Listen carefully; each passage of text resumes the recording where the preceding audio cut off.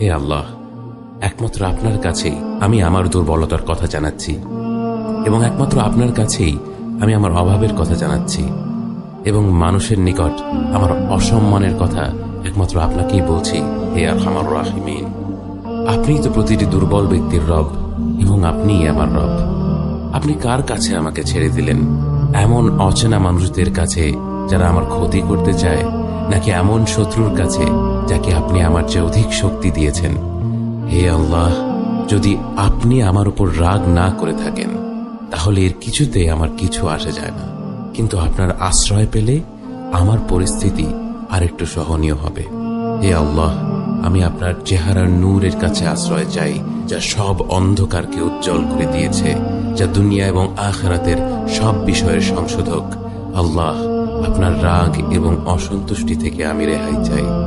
আল্লাহ, এ সব কাজই শুধু আপনাকে খুশি করার জন্য করা, এবং আপনি ছাড়া কোনো শক্তি নেই।